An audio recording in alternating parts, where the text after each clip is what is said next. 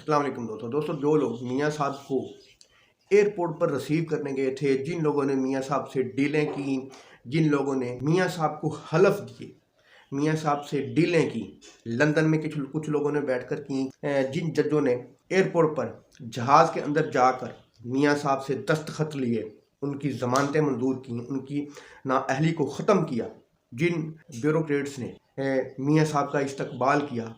जिन्होंने सलूट मारी, अब वो परेशान होते हुए नज़र आ रहे हैं। जिस मीडिया ने ये सोच लिया था कि नवाज साहब पूरे प्रोटोकॉल के साथ आ रहे हैं, पूरे पाकिस्तान की मशीनरी नवाज के पीछे लगा दी है, लगाने वालों ने, वो मीडिया आज शर्मिंदा है, डूब के मरने का मुकाम है। मैं उन तमाम जजों का, उन तमाम ब्यूरोक्रेट्स का, उन तमाम पाकिस्तान के बड़े बड़े इदारे के सरबराहान का वो एज ए वज़ीर आज़म के तौर पर पाकिस्तान में लाए थे, पाकिस्तान में उनको लैंड करवाया था एक वज़ीर आज़म के तौर पर, और ये कहा गया था कि तुम्हें हम पाकिस्तान का वज़ीर आज़म बनाएंगे। मेरा ख्याल है कि उन लोगों को शर्म से डूब के मर जाना चाहिए कि आज ना तो नवाज साहब वज़ीर आज़म बनते हुए नज़र आ रहे हैं और ना ही इमरान खान साहब उनको वज़ीर आज़म बनने देंगे, क्योंकि पूरे ठोस धांधली के साथ, बल्कि धांधले के साथ इमरान खान साहब की पार्टी को ख़त्म करना चाहा, सीटें छीनी, दुनिया की तारीख की सबसे बड़ी धांधली की, लेकिन इमरान खान साहब फिर भी खड़े हैं। आवाम ने इमरान खान को खड़ा रखा और यही वजह है कि इन अमेरिकन इसराइली गुलामों के चेहरों पर मायूसी छा गई है। आपने बखूबी देखा होगा जब नवाज साहब एक झूठी 60 सीटों पर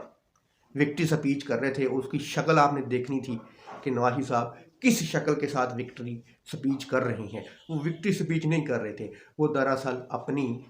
नाकामी की स्पीच कर रहे थे। असल सिकंदर तो अडयाला जेल में बैठा है, वो ये बताने की कोशिश कर रहे थे, लेकिन ज़ुबान पर अल्फाज उनके नहीं आ रहे थे। नवाज साहब सिंपल मेजॉरिटी की शर्त पर पाकिस्तान में आए थे, लेकिन पाकिस्तान की तारीख में पहली दफ़ा अवाम ने प्लानरों की प्लानिंग फेल कर दी, ताकतवरों को शिकस्त दे दी। अवाम ने ये बता दिया कि जो कुछ मर्जी कर ले, अगर अवाम चाहे तो आप एक बाल भी बांका नहीं कर सकते। अवाम के पास असल जो हथियार होता है वो बैलेट पेपर होता है। उस बैलेट पेपर के इस्तेमाल से अवाम ने सब नाकदों को, सब ताकतवरों को, सब प्लानरों को, सब अमेरिकन गुलामों, इसराइली गुलामों को शिकस्त दे दी और जेल में बैठे हुए एक शख्स को उन्होंने इज़्ज़त दी, जितवाया, और इंशाल्लाह मुल्क का अगला वज़ीर आज़म भी पाकिस्तान तहरीक इंसाफ से होगा, इंशाल्लाह इमरान खान ही होगा। मेरा ख्याल कि अब सोच में पड़ गई होंगी वो अदालतें भी, वो जज भी, काजी फायद ईसा जैसे, बहुत से आमिर फारूक जैसे, अब्दुल हसनात जुल्करनैन जैसे जज सोच में पड़ गए होंगे। शर्म से डूब मरने के लिए उनको जगह नहीं मिल रही होगी या उनको पानी नहीं मिल रहा होगा, जिन्होंने नाजायज़ केसों में, जिन्होंने इमरान खान की पार्टी को ख़त्म किया, जिन्होंने सोचा कि बल्ला वापस करेंगे, इमरान खान साहब को वोट नहीं पड़ेंगे, लेकिन पाकिस्तान की तारीख के सबसे ज़्यादा वोट 2024 के इलेक्शन में पड़ेंगे हैं, वो भी बगैर किसी निशान के खंभों को वोट पड़े हैं। ये काजी साहब की, मेरा ख्याल के अकल में, ये दिमाग में ये बात अच्छी तरह आ चुकी होगी कि जो कुछ मर्जी घटिया प्लानिंग कर लें, लेकिन अल्लाह ताला हक और सच का साथ देता है। अपने आप को आप मुनसफ ना समझ लें। 24 करोड़ आवाम का आपके ऊपर नज़रें थी कि आप इंसाफ देंगे, आप आइन और कानून के हिसाब से चलेंगे, क्योंकि पाकिस्तान की सबसे बड़ी इंसाफ के इदारे के आप सरबराह हैं, लेकिन आपने घटियापन की इंतहा कर दी, आपने आइन तोड़ने की, आपने अपने हल्फ के खिलाफ वर्जी की इंतहा कर दी। लेकिन अल्लाह ताला अपने लोगों से नाइंसाफ़ी नहीं करता और ना ही होने देता है। इंशाल्लाह पीटीआई हुकूमत बनाएगी,